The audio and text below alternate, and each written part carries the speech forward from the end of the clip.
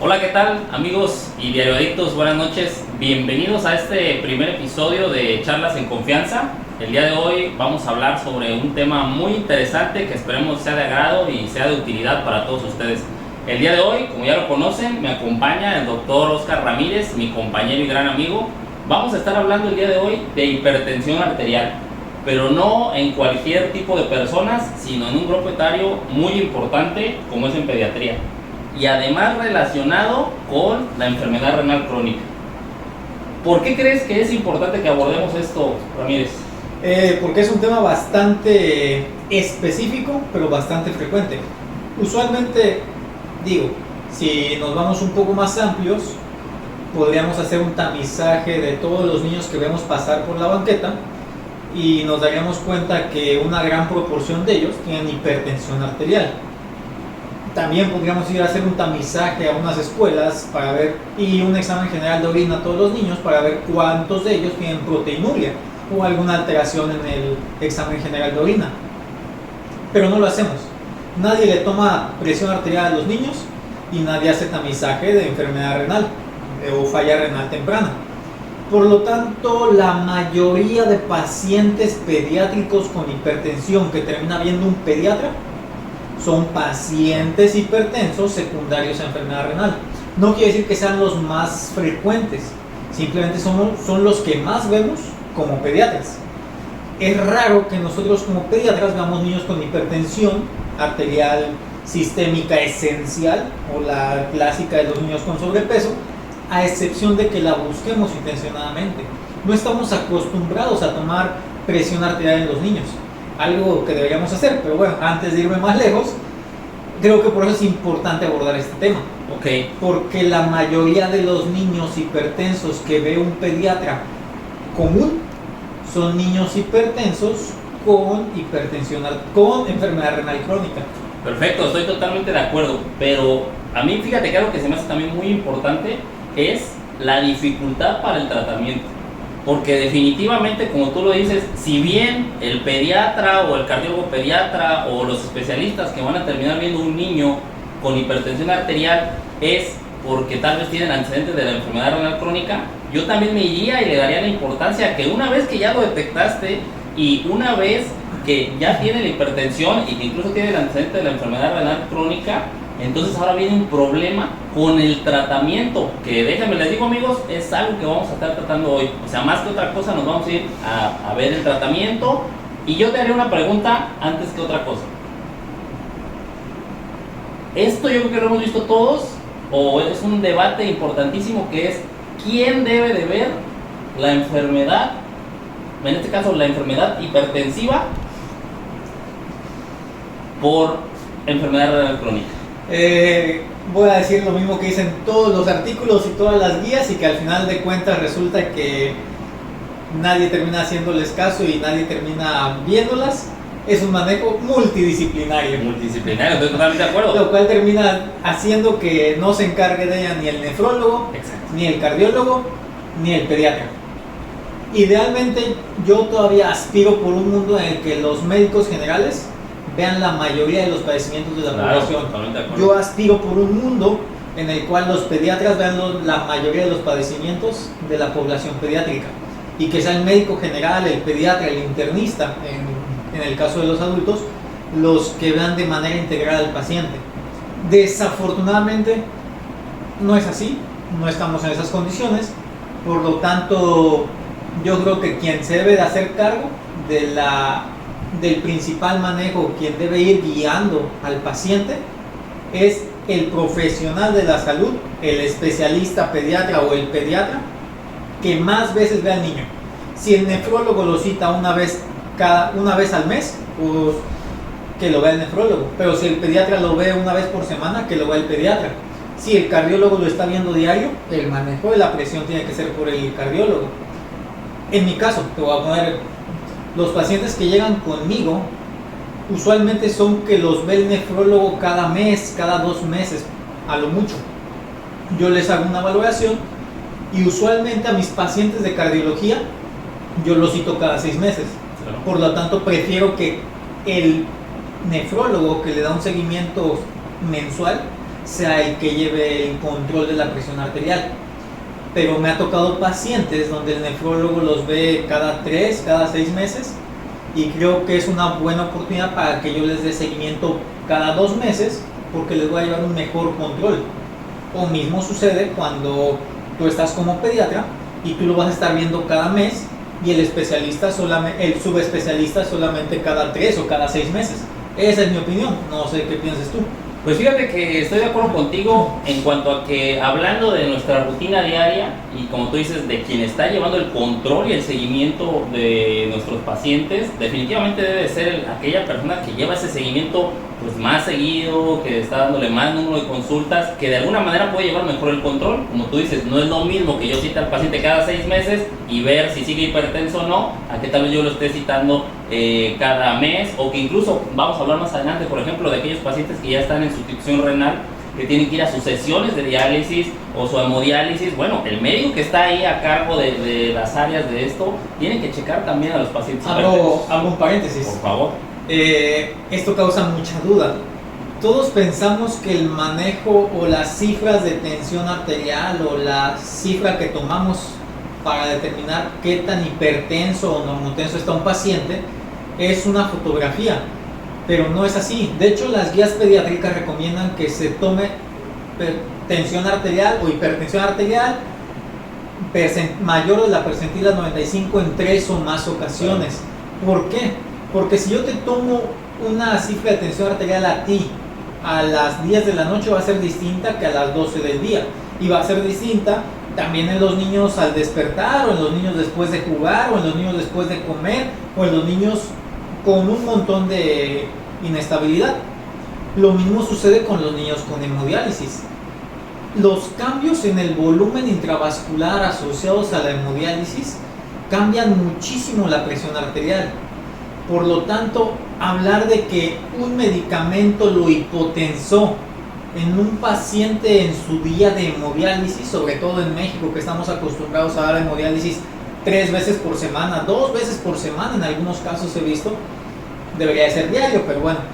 Entonces, hablar de una alteración en la presión arterial, llámese hipotensión o hipertensión, en el día de la hemodiálisis, no me parece que sea el parámetro adecuado para modificar un tratamiento. Yo creo que deberíamos tomar en cuenta las cifras de tensión arterial fuera del día de hemodiálisis, o al menos fuera de los horarios cercanos a la hemodiálisis, porque aquí viene otra cuestión.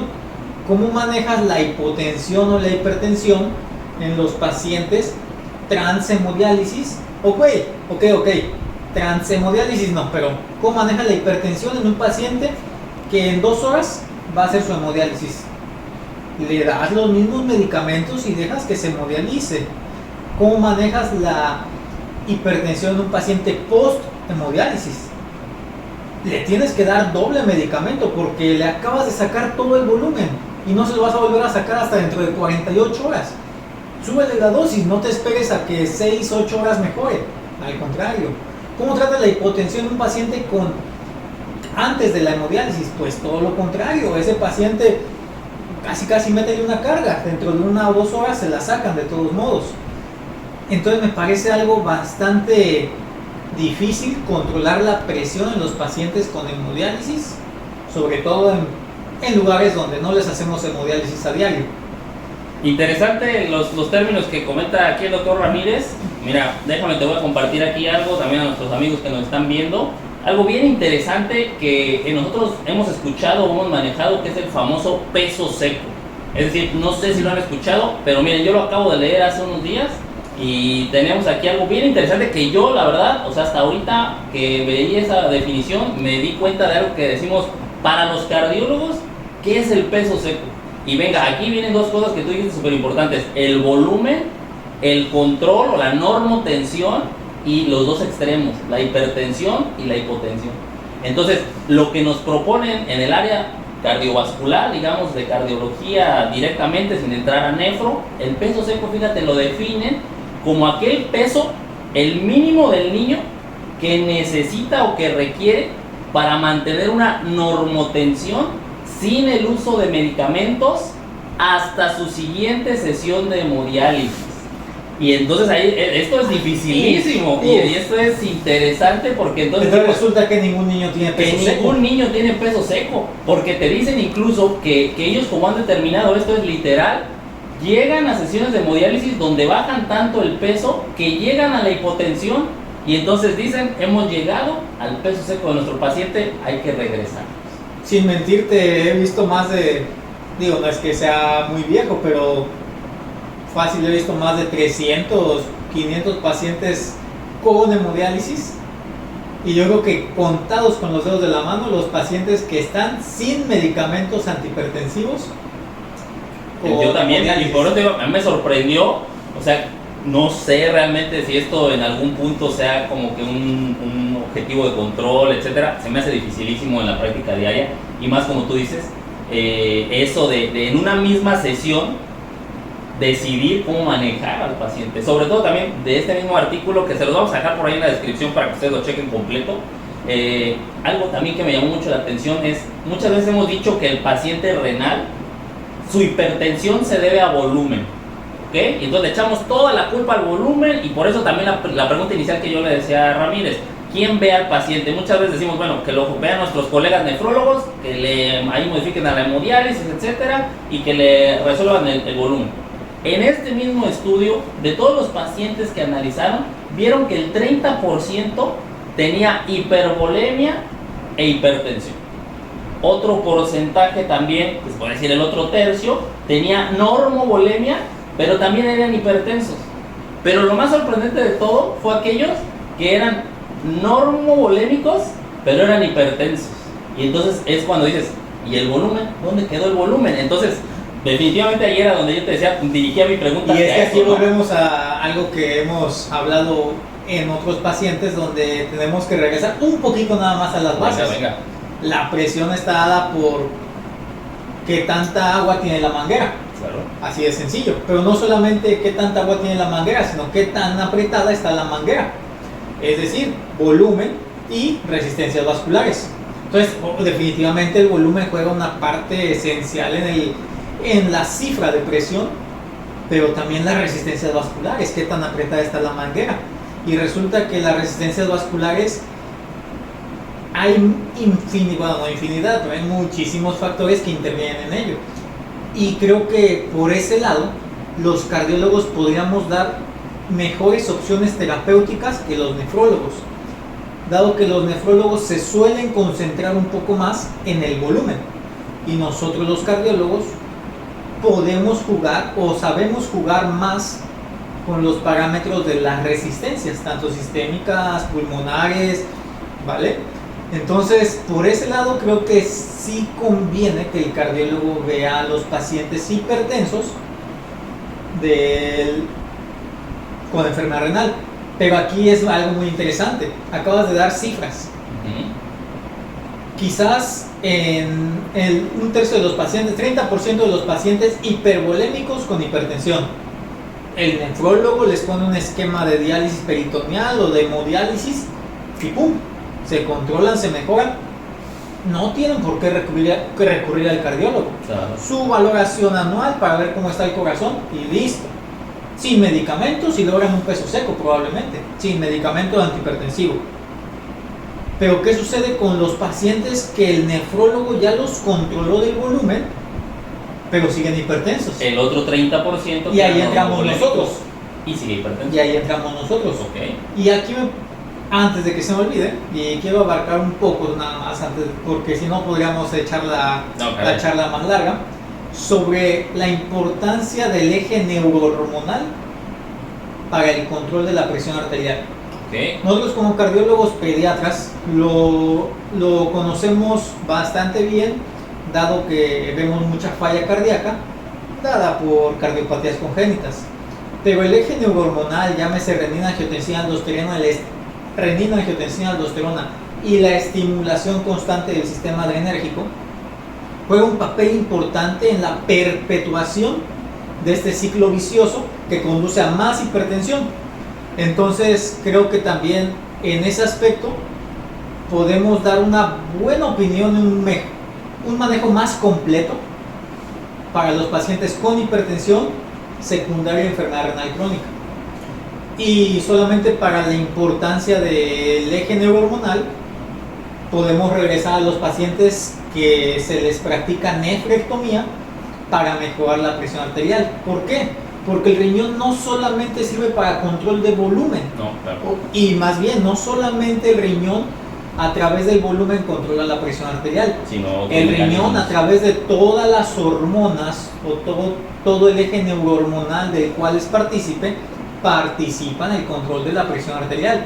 Es por eso que pacientes con difícil control de la presión arterial, a los cuales se les practica nefrectomía del riñón nativo, o incluso no solamente de un riñón, sino de los dos riñones, mejoran su función, su hipertensión, quitándoles ese estímulo constante de la renina que hace que se estimule el eje renina-angiotensina-aldosterona y perpetúa el ciclo de la hipertensión.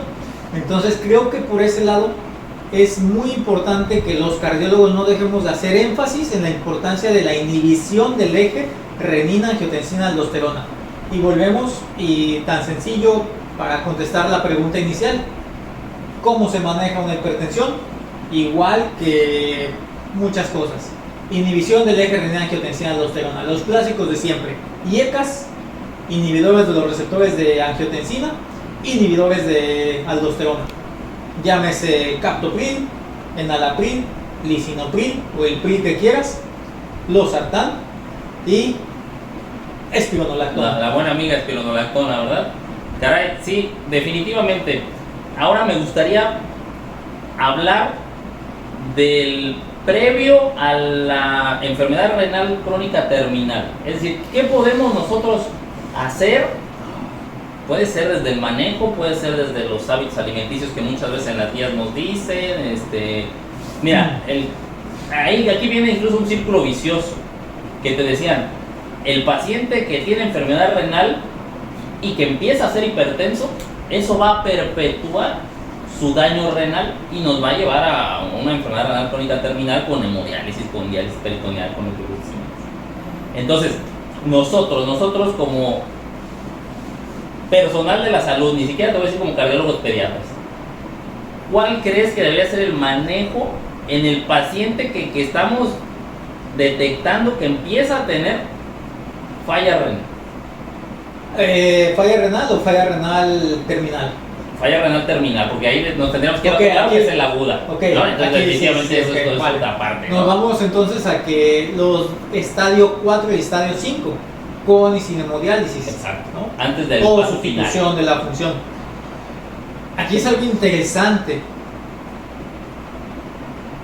Yo soy de la opción de... Yo soy de la opinión más bien de que nos adelantemos a lo que va a hacer el paciente. Claro. No ver el pasado. Exacto, ¿no? De aquí De aquí para para el adelante. futuro. Sí. Es decir, que si yo veo un paciente en etapa 4, sé que es mucho más probable que vaya a llegar a etapa 5. Ojalá y no, y ojalá se recupere y vaya a etapa estadio 2, estadio 1 y se recupere, frene, ¿no? qué maravilla, ¿no? Pero si yo estoy viendo un paciente con enfermedad renal crónica en estadio 4, debo de empezar a adelantarme y saber que en unos meses o en un año, 2, 3 años va a llegar a etapa 5. Entonces, tratarlo y buscar todos los tratamientos posibles para un paciente con falla renal, con enfermedad renal crónica en etapa 5. Y es decir, si en enfermedad renal crónica etapa 5 me dicen que amerita hemodiálisis, diálisis peritoneal, valoración por cardiología, valoración por ortopedia, que hay disfunción de los huesos, del crecimiento, etc., yo me tengo que adelantar. Es decir, pensar el peor de los escenarios. Yo creo que como personal de salud debemos imaginarnos siempre el peor de los escenarios. Claro. Si no ocurre, qué maravilla, pero si ocurre, tú ya diste un paso adelante y estás otorgándole un mejor tratamiento. Y esto va desde el hecho de, ok, yo no sé cómo va, yo no estoy actualizado al 100%, no sé lo que va a publicar mañana el New England Journal of Medicine, ¿no? O cualquier otra revista. Pero si yo sé que tengo un paciente con enfermedad renal crónica, etapa 5, con hipertensión refractaria a tratamiento, que ya le hice nefrectomía, que ya tiene miocardiopatía dilatada, y ya sé que va a su sesión de hemodiálisis el día de mañana, yo tengo que imaginarme qué le voy a hacer si no mejora su hipertensión después de la hemodiálisis. ¿Qué le haría si no mejora después de la hemodiálisis? Yo ya estoy pensando en, voy a usar vasodilatadores, voy a usar más bien un inotrópico, voy a utilizar un lucitrópico, voy a quitarle el otro riñón, una nefrectomía bilateral, no solamente unilateral, voy a proponerlo para bandaje pulmonar o bibandaje pulmonar. ¿Qué voy a hacer si el paciente no mejora después de lo que le voy a hacer? ¿Qué voy a hacer? Imaginarme el peor escenario y estar preparado para eso. Eso es lo que yo creo que debemos hacer como personal de salud, y en este caso al nivel de cada quien. Tú como cardiólogo debes de buscar manejos más allá de los que ve el pediatra, más allá de los que ves tú como cardiólogo. Claro. Ahora ya llegaste al punto importante, ¿no? Yo creo que en eso nos centramos mucho porque es algo que nos cuesta en la consulta o que nos cuesta en hospitalización, que es ese paciente que no se deja, ¿no? Que le iniciamos un tratamiento o que ya lo fuimos a leer en la guía o etcétera, y ya está con sus antihipertensivos, pero las cifras andan en 160, 180, o sea, tremendamente alto, y ¿qué le vamos a hacer? Entonces, ¿realmente qué opciones de tratamiento podemos nosotros tener? No sé. Es que, bueno, no me dejarás mentir, hay esta cuestión de que nunca nos llegan pacientes vírgenes, Claro, en cuanto a tratamiento. Solamente, y entonces siempre nos llegan con dosis subterapéuticas o subóptimas, en el mejor de los casos, o incluso con fármacos un tanto ilógicos. Claro. Por ejemplo, la mayoría de las guías recomiendan que se empiece con un IECA, Totalmente.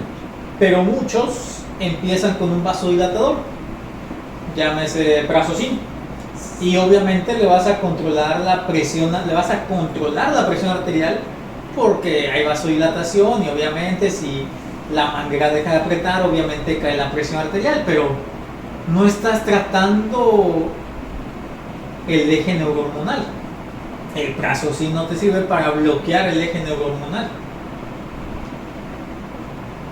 Entonces te pongo el escenario. ¿Qué harías con un paciente que llega sin ningún manejo antihipertensivo, con enfermedad renal crónica y con hipertensión?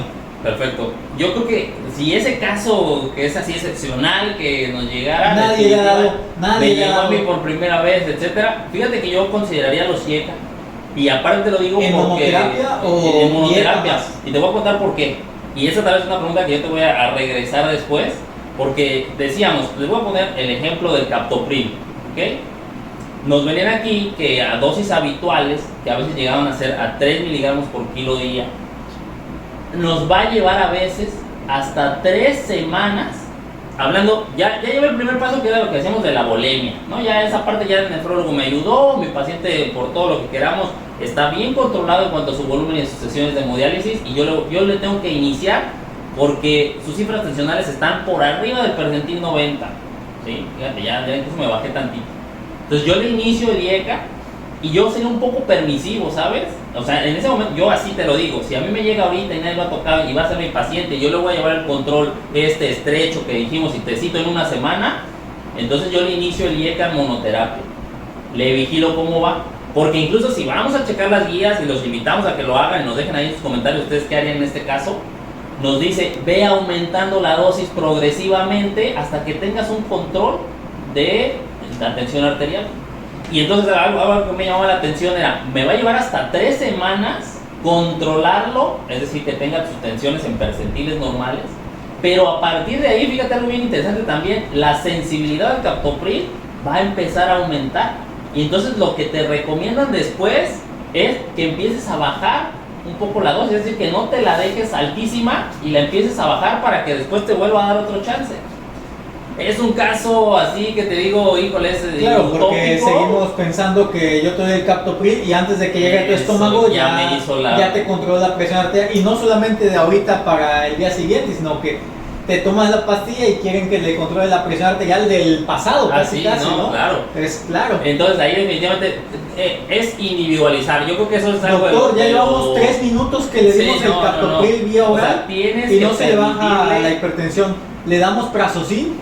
Es obviamente, si no estamos en una emergencia hipertensiva, yo creo que no hay por qué correr. Y te lo digo más por algo que pasa en nuestros hospitales y nuestras consultas, que es que los pacientes con enfermedad renal andan con cifras de 160 por la calle. Y entonces ahí sí nadie les quiere dar el Prazosin, pero lo más sorprendente es que más bien sí les dan el Prazosin y andan como con 4 medicamentos, y el Prazosin, y el captopril, y el losartán. Y no tiene yecas. Y no tiene yecas. No, porque a mí me ha pasado que tiene Prazosin a dosis de cada 4 horas y no tiene ningún yeca. Ahora, pasa. Aquí qué bueno que me lo comentas, esto me lo habías dicho ahora, es que en el detrás de cámaras, pero quiero que se lo compartas a nuestro auditorio y a nuestros seguidores. ¿Qué pasa con los YECA? ¿Qué pasa con la enfermedad renal y esa decisión de sí, no? Porque muchas veces nos encontramos en el, es que doctor, el YECA, la vasoconstricción de la arteriola renal. Dicen por ahí que Google, me voy a explayar un poco, dicen por ahí que Google es muy malo porque la gente busca y ya se imagina que va a tener un cáncer o algo. Siempre ha existido eso. Antes de Google siempre existían las etiquetas de los efectos adversos de los medicamentos. Ustedes vayan y compren un medicamento y siempre viene un papelito en el interior que dice no sé si la paciente está embarazada. Efectos adversos y todos: náusea, cefalea, vómitos, malestar gastrointestinal, todos. La vitamina C, la vitamina B, el captopril, el Prazosin, todos traen los mismos efectos secundarios. Y desde hace mucho tiempo, en muchos libros, se dice que los YECAs no se deben de dar cuando hay un filtrado glomerular disminuido. Le ponen números de menos de 25, menos 30, filtrado glomerular disminuido. De tal forma que si tienes un paciente con enfermedad renal crónica en etapa 1, le das YECA, etapa 2 le das YECA, etapa 3 no, porque la cajita ya dice que no se debe dar en enfermedad renal crónica con filtrado glomerular disminuido, y suspendes el YECA.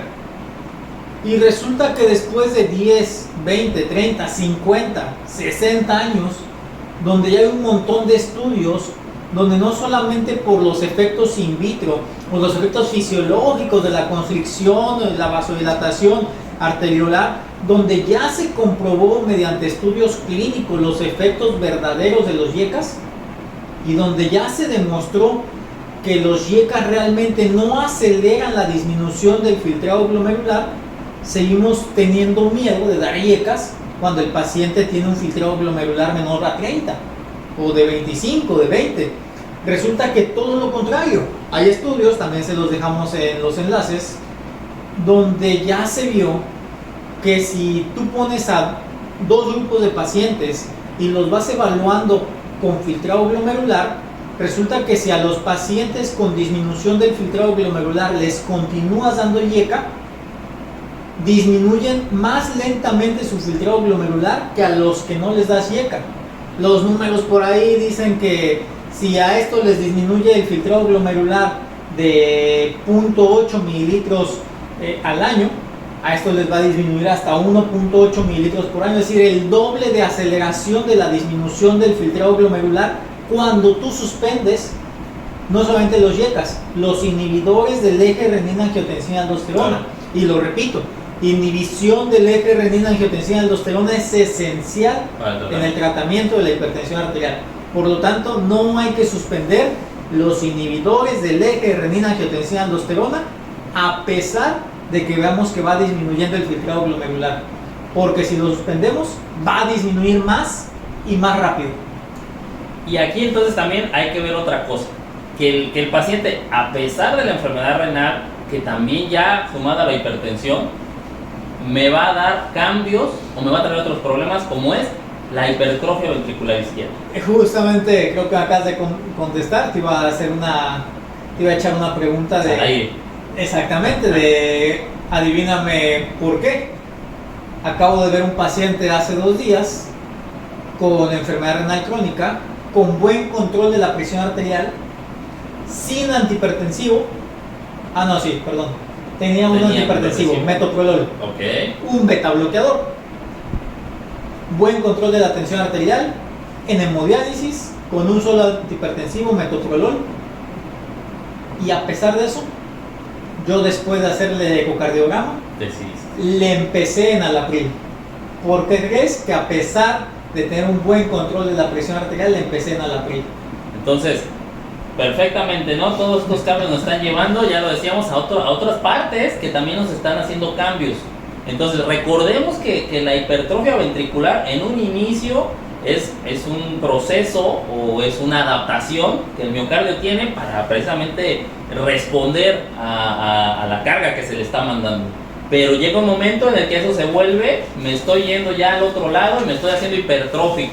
Y a eso, si le sumamos eso, también recuerden que aparte el paciente con enfermedad renal crónica e hipertensión va a tener un daño endotelial y además de eso la rigidez que va a haber también ya en las arterias. Así ya nos estamos sumando otras cosas. ¿Puedo abrir un paréntesis? Un paréntesis del tamaño del mundo. Desafortunadamente no tenemos ningún conflicto de intereses. Así que si alguien nos quiere patrocinar, por favor, patrocínenos, ¿no? Pero bueno, ahorita hablando del daño endotelial, hablando del daño secundario, la remodelación cardíaca, llámese la hipertrofia, por eso son importantes los inhibidores del eje renin-angiotensina-aldosterona.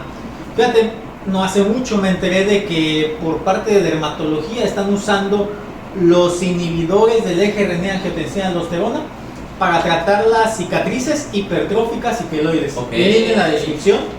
Y desafortunadamente no nos patrocinan, pero les vamos a dejar el enlace a fármacos como los sartán tópico, captopril tópico, enalapril tópico y enalapril vía oral para tratamiento de las cicatrices hipertróficas. Así que si alguna farmacéutica está viendo este video, esperemos que sí. Compartan el link, me gusta, campanita, y ya saben todas esas cosas para que lleguemos a todo el mundo, ¿no? Pero realmente este involucramiento del eje renin-angiotensina-aldosterona por algo es tan bueno para el remodelado cardíaco, porque tiene que ver con los procesos de apoptosis y, no voy a decir la palabra transdiferenciación, pero con esta reconversión o esta mal diferenciación celular hacia miofibroblastos o fibroblastos de cualquier tejido.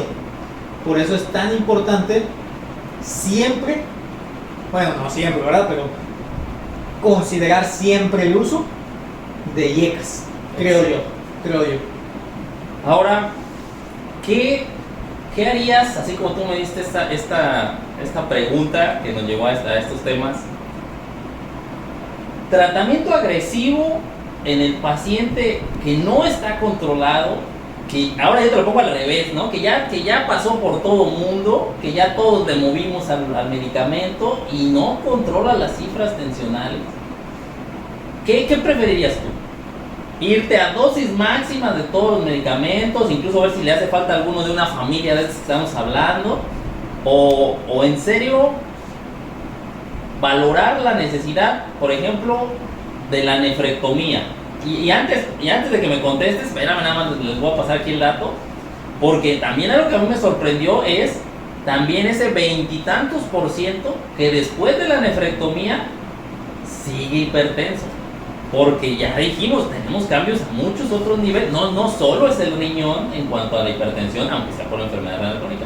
Entonces tú coméntame tu caso, ¿qué preferirías? Bueno, es que aquí sí vamos a primero separar los pacientes. Paciente en emergencia hipertensiva o simplemente solamente mal control de la presión. No digamos mal manejo, solo mal control.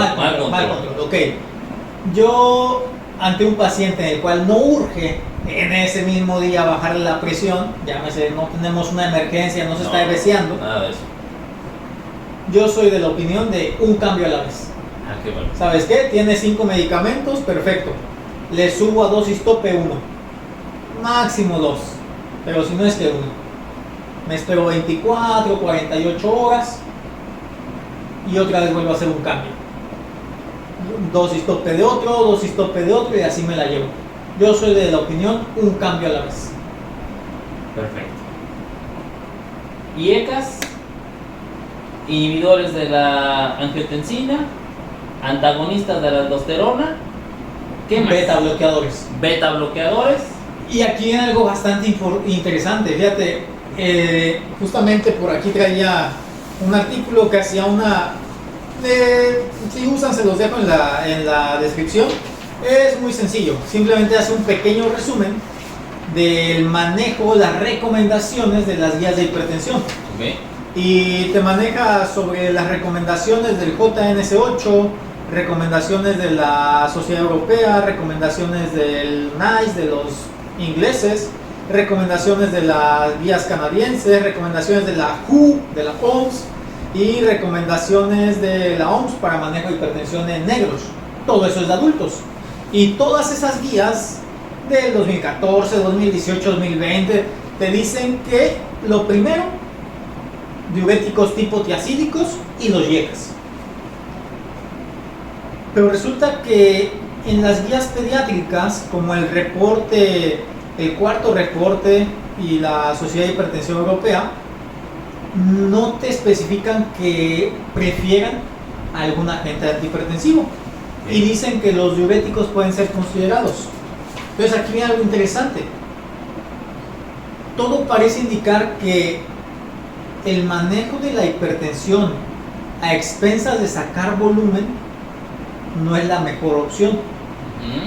Pero sí debe considerarse siempre. Claro, definitivo. Acabo de ver una paciente también de cómo su diálisis peritoneal disfuncionó.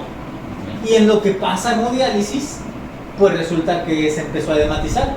Okay. Afortunadamente todavía orina esa paciente, así que furosemida dosis de caballo logró un adecuado control de su presión arterial sin necesidad de agregar otros medicamentos antihipertensivos, llámese inhibidores del eje renina-angiotensina-aldosterona. Es decir, solamente manejándole su volumen con diuréticos se logra un buen control. Y entonces aquí vuelvo a lo que tú comentabas al inicio. Primero que nada, un buen control del volumen. Definitivamente. Si ya logré un buen control del volumen, ahora sí empezar con IECAS. Monoterapia, o de una vez nos vamos a poner, ya sabemos que tenemos que inhibir el eje. ¿Qué iniciaríamos? ¿Una monoterapia? O sea, porque podría ser un buen paso, como tú dices, primero volumen, me voy con monoterapia y sigo viendo, cifras tensionales van bien, hasta ahí me quedo.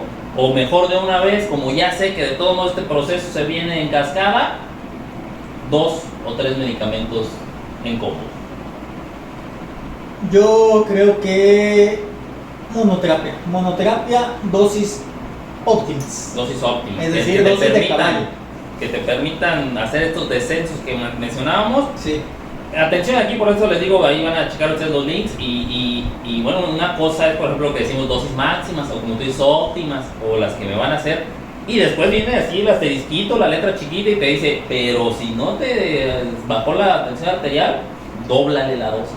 Interesantes dosis altas que después vamos a hablar en las siguientes charlas en confianza de otras patologías, de otros padecimientos, de dosis que se quedan ridículas. Por ejemplo, así como que adelantándoles, por ejemplo, el propranolol, que en algún momento lo habíamos hablado, que decíamos que es que el propranolol, o sea, son impresionantes las dosis que llegan a utilizarse para ciertos padecimientos. Pero bueno, hoy estamos en hipertensión y hoy estamos en enfermedad renal. Entonces yo sería también muy de la idea, como tú dices, de esas dosis óptimas en monoterapia, junto con el volumen, junto con una buena diálisis o una buena hemodiálisis. El seguimiento, sin lugar a dudas, es importantísimo.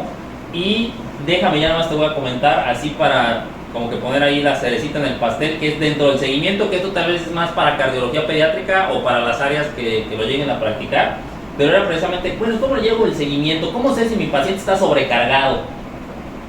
Sobrecarga de volumen. Yo me regresé al primer punto, O sea, ya no me voy yo a la tensión arterial, porque dijimos, lo primero que yo tengo que saber es que ya hice una buena optimización. Y es que, bueno, aquí vamos a regresarnos. ¿Cómo saber si un paciente está sobrecargado? Es muy sencillo. Tenemos herramientas no solamente para la sobrecarga, sino para cualquier patología. Tenemos desde ni siquiera ver el paciente, ni siquiera tocar al paciente, solamente con el interrogatorio. Diagnósticos de Doctor House. Claro. Que ni siquiera veas al paciente, solamente interrogando, tú sabes cómo está. Bueno, antes de la clínica. Y se edematiza de los párpados al amanecer, o su edema es más en la tarde noche en los pies, es decir, edema blando, edema duro, edema frío, edema caliente, bla bla bla. Entonces, herramientas para demostrar que un paciente está con alto volumen, creo que primero la clínica. Totalmente de acuerdo. Pero si estamos en cualquier hospital de primer nivel, ni siquiera de segundo, ya ni mencionar de tercer nivel, pero si estamos en un hospital de segundo, primer nivel, en todos lados hay un ultrasonido. Exacto. En todos lados Hacia hay un ultrasonido. Hacia ahí va mi pregunta. ¿No? Entonces, tan sencillo. Sonda subcostal, ves la vena cava inferior, ves las venas hepáticas, un Vexus, protocolo Vexus, sobrecarga, listo. Ahí a paréntesis, recuerden Antes. que en nuestro canal pueden encontrar el protocolo Vexus, y ahí aquí les vamos a dejar en el cuadrito este que lo lleva los videos. El protocolo Vexus, para los que no lo conozcan, dense la oportunidad. Es bastante sencillo. Es bastante sencillo. Protocolo Vexus, cualquiera lo puede hacer. De hecho, es bastante útil el uso de un ultrasonido. Y abro otro paréntesis, o bueno, hago comercial, nadie nos patrocina, pero es tan sencillo un ultrasonido que si ponen a estudiantes de medicina que jamás en su vida han escuchado un corazón y les dan un curso de 4 horas sobre cómo hacer un rastreo ecocardiográfico, y ponen a cardiólogos de 5 o 10 años de experiencia escuchando corazones, resulta que los estudiantes tienen mayor certeza diagnóstica con ese curso de 4 horas que un cardiólogo con un estetoscopio. Okay. Así de útil es. Útil, fácil es un ultrasonido, el uso de un ultrasonido. Vayamos hacia la democratización de la imagen médica. De la imagen médica. Y esta década de los 2020 va por la democratización y la descentralización de todas las cosas. Todas las cosas. De todas las cosas. Y la imagen médica es una de ellas. Cualquier persona, así como ahorita te toma un electrocardiograma y no necesita ser un cardiólogo con 20 años de experiencia para tomar un electrocardiograma, cualquier persona lo puede hacer. También tomar un ultrasonido cualquiera. Un infarto clásico del libro, cualquier máquina de electrocardiograma te dice infarto en la cara anterior. Claro, ya lo hacen ellos. Ya si es un infarto en un paciente con infarto previo que tiene además una cardiopatía congénita corregida 2 veces porque ameritó una cirugía por una CV residual después de su corrección de la doble vía del tracto de salida del ventrículo derecho, ok, a lo mejor ese no te lo analiza una máquina, pero para la mayoría de los pacientes con un infarto de libro simple, una máquina lo hace. La sobrecarga, ahorita quizás no hay máquinas todavía protocolizadas, pero cualquier persona, cualquier profesional de la salud con un entrenamiento de 4 o 8 horas lo puede hacer. Totalmente. Así que, ¿cómo se evalúa la sobrecarga? De la manera más sencilla y más útil, protocolo Vexus. En menos de 10 minutos se evalúa la sobrecarga. Totalmente de acuerdo con Ramírez. Ahí yo solo les voy a agregar otra, que también es otro dato que traigo interesante por ahí. Bueno, no es interesante para los que ya conocen del protocolo, y para los que ya lo realizan definitivamente van a decir, bueno, este comentario qué, pero este comentario va dirigido también a toda la gente que nos va a estar viendo, que apenas está entrando en estos temas, ¿no? Entonces, otra de las cosas bien importantes que a mí me pareció fue el ultrasonido pulmonar. En la búsqueda de las líneas B, que incluso nos dicen que en pacientes pediátricos con enfermedad renal, o sea, se hizo así un estudio especial, hipertensos, con sobrecarga antes de entrar a su hemodiálisis, buscaron líneas B. Y aquí te lo muestro, yo no miento, el ultrasonido de pulmón fue el que se correlacionó significativamente más con la sobrecarga de volumen. Entonces ahí viene ya, aquí nos decían clínica, BNP, colapsabilidad de la vena cava inferior y ultrasonido pulmonar. Fueron las cosas que se utilizaron. Fíjate, aquí el BNP creo que, bueno, en pacientes, yo estoy muy sesgado. He leído mucho sobre la utilidad del BNP en todo tipo de pacientes. Sin embargo, estoy muy sesgado porque los pacientes en los que yo he tenido la oportunidad de pedirles y que sí se realiza el BNP, me han arrojado cifras de 6,000, 10,000, 25,000 el último paciente. Y los protocolos usualmente te hacen puntos de corte de más de 300, 200 a veces, ¿no? más de 50, ¿no? Dependiendo BNP, pro BNP, más de 50, más de 100, área gris, más de entre 50, 100, 100, 300, más de 500, de afuera tienes sobrecarga. Pero ¿qué haces cuando tienes 5,000, 10,000, 20,000? ¿no? Dices, ok, tiene 20,000 y ahorita salió 20,500. O ya después sale 19,500.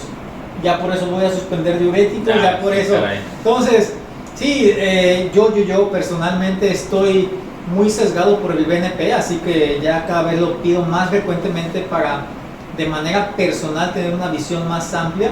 Pero sí, el BNP definitivamente creo que es algo bastante sencillo, con puntos de corte bastante bien establecidos en la mayoría de las poblaciones. Entonces creo que también puede ser algo bastante sencillo de solicitar y de interpretar. ¿Qué más, Ramírez? Algo que se nos olvide el día de hoy. Digo, de que se nos pasan muchas cosas para platicar. Estamos empezando. Los invitamos a que dejen sus comentarios. ¿Qué más les gustaría que habláramos? Ahí opínense también. Ya antes de hacer más largo esto y... No, ya llevamos más de 20 minutos. Casi, definitivamente ¿no? se alargó, pero es lo interesante y lo bonito. No recuerden que es... son charlas en confianza. Vamos a estar viendo temas así de interés. Déjenos qué otros temas quieren que estemos revisando, ¿no? Síganos en nuestras redes sociales. ¿Qué más, amigo? Y manejen la hipertensión. IECAS, bloqueadores del eje renina-angiotensina aldosterona. Listo. Un buen control, un buen seguimiento y un buen tratamiento. Bitácora de tensión arterial, que nunca la mencionamos. Bitácora, que en casa, casa deben de seguir. Probablemente también es de las cosas más importantes antes de manejar o antes de meterle mi mano a un paciente. Revisar su bitácora de TA. Totalmente. Resulta que cuando lo ves tiene 150-90, pero todas las tensiones arteriales en casa son de 90-60, ¿no? Entonces no hablamos sobre la bitácora de tensión arterial. Bueno, dejamos otro para tema la pendiente, próxima, la próxima charlas en confianza y pues nada más. Pues nada más, y muchos se preguntarán, bueno, ¿por qué escogimos hipertensión arterial? ¿O por qué hablamos de hipertensión arterial? Pues porque podemos y porque queremos, definitivamente. Nos vemos en la próxima, amigos. Síganos, like, campanita, suscríbanse y hasta la próxima.